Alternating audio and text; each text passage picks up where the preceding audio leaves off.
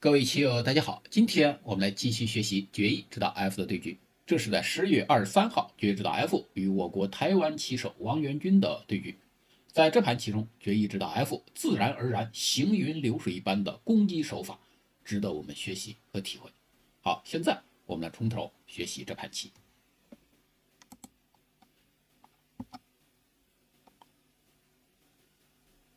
白棋拆二，安定自身，很大的一手。黑棋尖顶夹击，既威胁两个白棋，同时呢也打掉白棋在上边形成模样，形成成空潜力的可能。白棋是夹击啊，这一带呢，如果你是先跳出的话，那么黑棋很有可能就拆二，一手棋把自身安定了，那白棋就丧失了攻击目标。自己跳出之前先夹击，这样的话形成黑白双方往外边对跑的情况，那么这样的话白棋呢就比较主动，白棋往外跳，这时候黑棋小飞有问题啊。这手棋呢，一方面这一手棋呢并没有安定自身啊，黑棋还没有安定，另外呢白棋跳了之后对角上的黑棋是有手段的，白棋跳了之后角上有靠了点33的组合拳啊，这手棋还是非常严厉的。这时候你黑棋立下不行啊，白棋可以交换一手，然后断非常的严厉啊。那你想拐过的话，白棋这手压是先手，完了之后白棋搬下，那么这几个字呢，显然就很难办了。点33很严厉，黑棋呢只有很屈辱的就粘上啊，所以这一带呢，黑棋还是应该自重一些，就立下啊。这手棋很大啊，角上呢白棋就没有棋了，同时立下之后呢，还可以将来有度过啊，接应这两个啊，这是非常好的一手。现在是飞了，白棋靠了组合拳出来之后，白棋走到这手扳，先手扳，白棋再点一下，黑棋粘住，白棋走到这手虎，基本上这块白棋呢就已经安定，将来这还有二路拖啊，将来白棋这个二路拖基本上就有活棋啊，这一活棋呢，黑棋就是一个单方面挨打的形状。这时候黑棋这手28这手棋呢也有点问题，有点脱离主战场啊。我们说上边是双方作战的主战场，黑棋当务之急呢是把自己这块不安定的棋安定下来，应该走这手小尖，一长啊飞，就把自己呢安定下来，同时呢把白棋这一带的成空的可能性彻底都给打掉，那么这是最好的下法。黑棋脱离主战场，走了这手手脚，当然非常大了。那白棋尖回的时候，整块黑棋是不活的。黑棋爬一手，然后往外跳，白棋是没有马上去攻黑啊，毕竟黑棋跳了之后呢，它中央的出路还是很广阔的。白棋是逼过来对右上的黑棋呢，施加压力这样的话，将来白棋在这一带还要打吃啊，进行搜刮黑棋的手段。这时候黑棋走了这手飞点，那么这手棋呢仍然是脱离主战场的一手啊。那么这盘棋呢续盘呢，黑棋呢就走了两手脱离主战场的棋，被白棋呢马上是占据了主动。这时候呢，黑棋还是应该顾护这块棋的后包啊。白棋这手棋虽然看起来是在围攻右上，事实上呢，也是间接的攻击从上边到中央的黑棋，因为白棋在攻击右上的黑棋过程中，很有可能把自身走得更后，自身后了之后，显然对黑棋这块棋的威胁就更大了。这是黑棋最正确的下法，还是加强自己这块孤棋，这样走，然后这样走，把自己中央加强，这是最佳的下法。就是有孤棋的时候呢，如果是不太紧急的情况下，还是赶紧把自己的孤棋走畅为好。现在黑棋这手棋多少有点问题，那白棋呢，也不是在马上在黑棋的右上动手，白棋是飞在外围。这手棋呢，事实上是一个先手啊，看似离黑棋还很远啊，但是呢，走到这手棋之后，右上呢如果你这么脱先，白棋右上一动手，右上黑棋不活啊，变成一个打劫活，那就很累了。所以这手棋它是瞄着两边啊，它是一个剑合的好手。一方面准备攻击从上边到中央的黑棋，另一方面准备攻击右上的黑棋。黑棋在右上只好是补活啊，那白棋呢就得到这手震啊，震了之后，那么整块黑棋等于是陷入了白棋的势力范围内，黑棋往外靠往外逃跑。这时候白棋在这边夹击是好手啊。如果你白棋单纯的是攻击这一块黑棋的话，事实上黑棋并不难处理啊。比如你去这么搬，黑棋就往这边跳，打吃，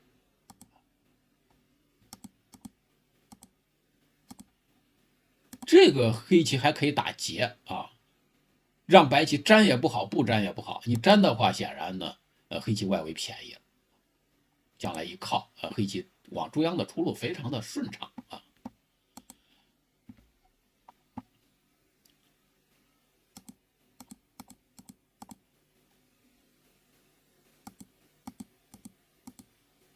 这地方你不粘，那么黑棋起码将来一提啊，有可能就对做活的时候，再一提就是活棋啊。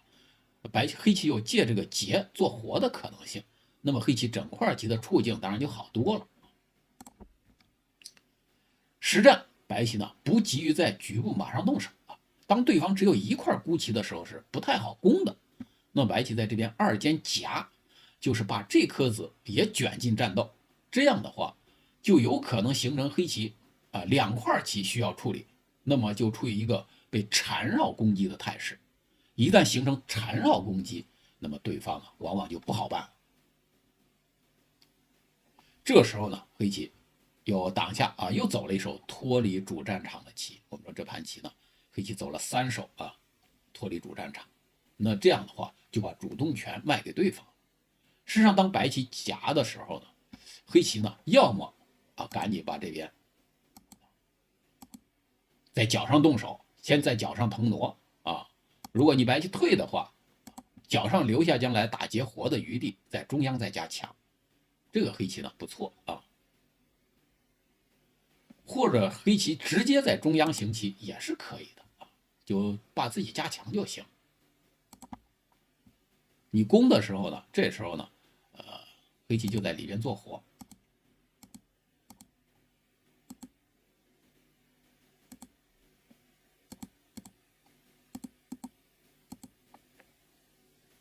再攻这边有靠那么这一带的白棋联络呢，也并不是太结实黑棋呢可以冲击白棋联络上的缺陷，把自身就做活了。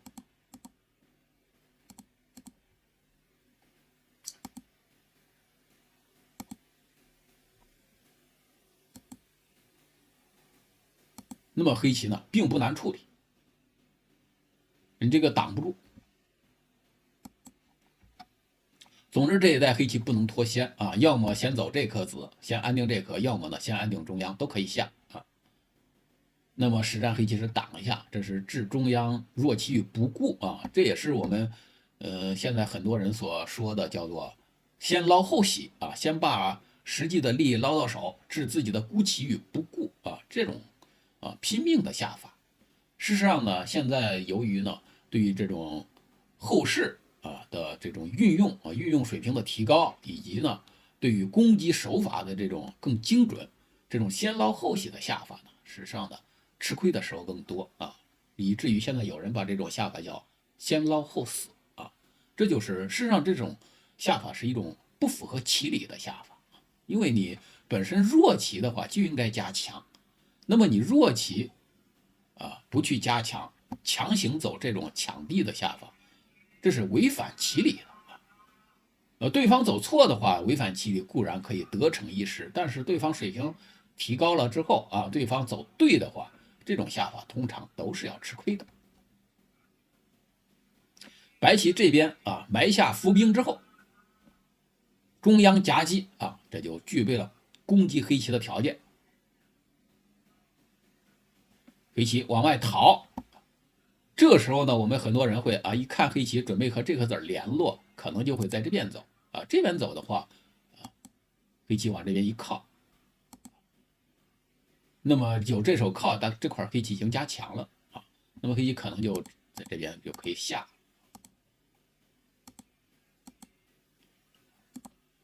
这样黑棋也并不难处理啊，这角上还留打劫活，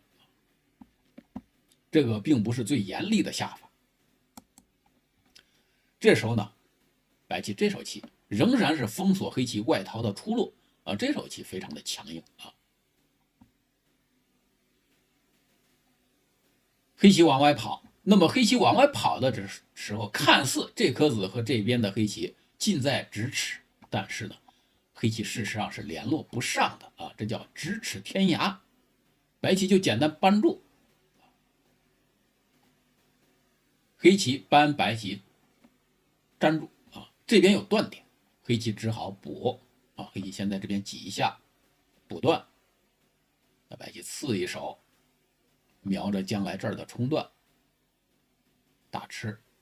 然后扳啊，这颗子呢还是和这一带联络不上啊，有这颗子的伏兵，那么这个黑子等于是白棋在借攻击之力呢，整个把这颗子给吞掉，黑棋扳白棋挡住。黑棋还要往外跑，白棋顺势一长，这两个子已经是无疾而终啊。那么白棋借攻击的时机，把黑棋两颗子收入囊中，实际上是已经收到了攻击的利益。黑棋飞，白棋就简单小尖啊，还是活不成啊，这个做活的空间太小。现在黑棋占大场啊，这是最后的超级大场。白棋这手靠啊，通过靠呢，把自己这四颗子进一步加强，是非常必要的啊。因为白棋加强之后，一方面可以进一步攻击从上边到中央的黑棋孤棋，另一方面加强了之后，那么这块白棋呢就彻底活了，彻底活了啊，可以一方面避免将来黑棋的威胁，另一方面也避免可能的去收气吃黑棋的这种可能性啊。靠，退，长，然后白棋是中央跳啊，这手棋也是值得我们学习的啊。这个在攻对方的时候呢，把自己自身的棋呢薄弱之处逐渐补强啊，这也是攻击的成果之一。这一代白棋这三个子事实上呢还是有些保卫的啊，这个白棋和这边的白棋的联络上还是有一些不安定因素。那白棋跳在这里，威胁黑棋，同时呢逐步加强自己的中央。那么这手棋呢，还是非常值得我们学习的。黑棋往中央跑，白棋仍然是飞啊，继续呢把自己这一带的薄弱之处都给补上，同时呢威胁黑棋。黑棋也是往外跑，白棋跳一下，瞄着冲断，黑棋补，白棋顺势一长啊，那白棋呢继续呢出头。继续对黑棋形成威胁，同时长在这里的时候呢，就等于是要破黑棋在下边形成模样的可能性。黑棋是夹啊，强行把白棋封住。那么强行封的话，事实上这外围将来有冲断啊，有断点的啊，一冲将来都有断点。黑棋的外围呢并不厚，那白棋飞瞄着这一带的断点，同时呢飞到之后，白棋中央呢实际上是有成功的潜力，并且呢，中央也是加厚啊。这一代白棋的攻击可以说是行云流水一般啊，非常的自然。但是这种自然而然呢，就占据了局面的优势。通过自然的攻击，把这几边的黑棋给吞掉了，中央的白棋保卫都给补上了，并且中央还出现了成功的潜力。黑棋扳一下，白棋就挡住。想做活啊，但是眼位是空间是不够的，白棋马上破眼，挡住啊，眼位不够。黑棋爬一下啊，这一带威胁白棋的眼位。这时候白棋先拐，黑棋只好补啊。这一带呢，你不补的话，你说继续破眼啊，白棋这手扳非常的严厉。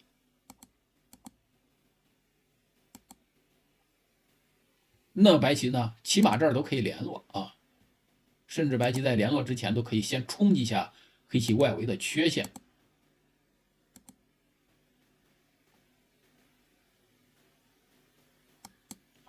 白棋补在这里，黑棋都不敢断啊，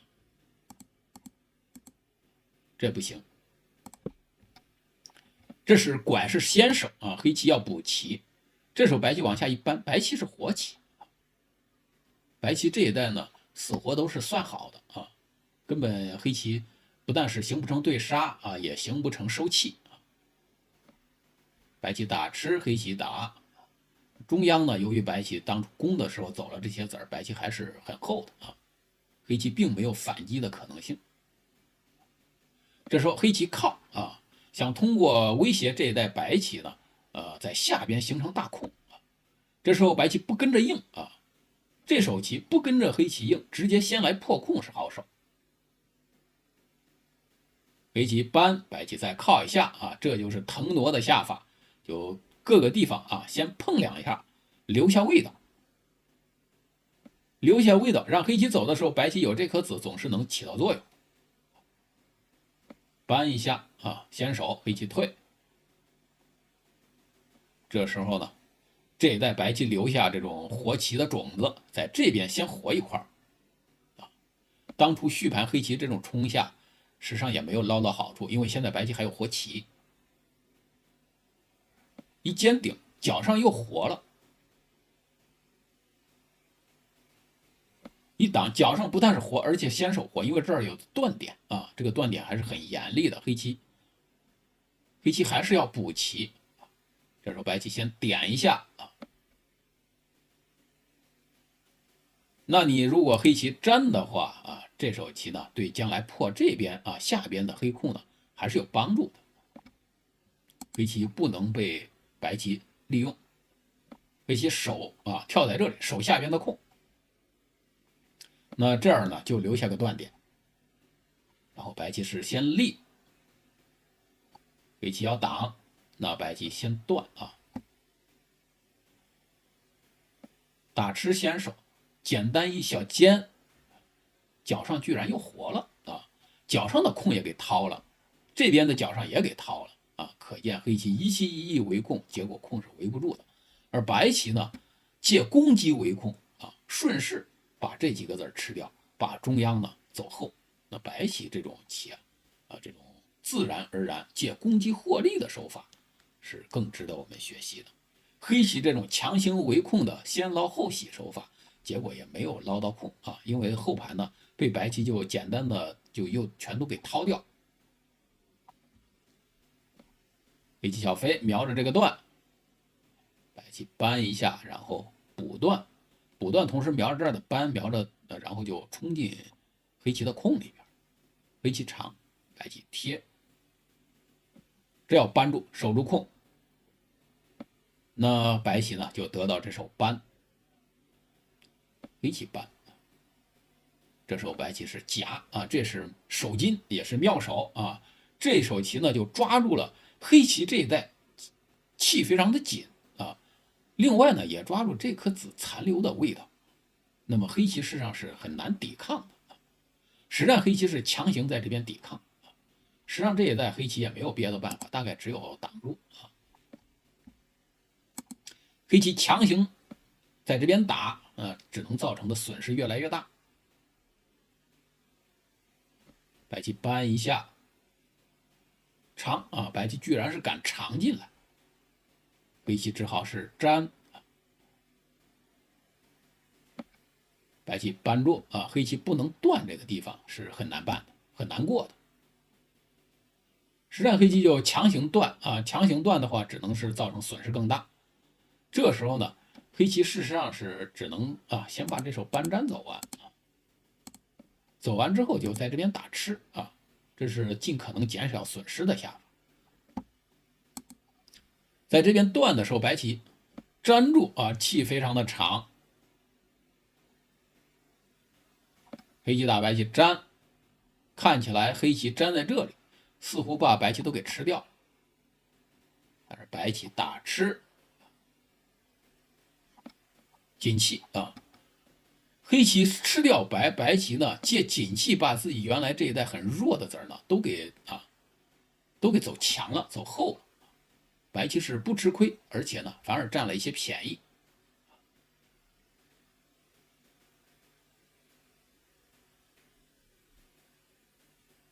黑棋断威胁这几个白棋，白棋是可以做活，往这边一跳啊，这叫三子正中，往这一跳是活棋。黑棋来威胁白棋啊，白棋粘住立下，仍然是活的啊。这地方你小尖不行啊，白棋可以挡活棋。实际上黑棋是粘住了，那么白棋小尖活得更大啊。实际上这时候呢，已经是白棋盘面领先不少啊，领先了6、7目啊，黑棋已经是没有机会了。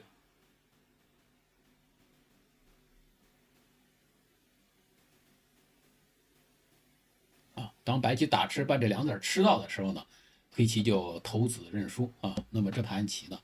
续盘的时候，黑棋采取了一个先捞后死的战术，结果还就真死了。那么白棋呢是抓住机会啊，通过一系列自然而然的这种攻击手法，逐步呢就占据全局的主动权啊。通过攻击呢，就自然而然啊把黑棋一块棋收入囊中，把中央自身走后啊。通过攻击黑棋之后呢，具备条件，白棋在后盘有把两个黑角都给掏掉，那么黑棋呢这个就先捞也没有捞到空啊，那个自然就全局就失败了。好，今天这盘棋呢就讲到这里，谢谢大家，再见。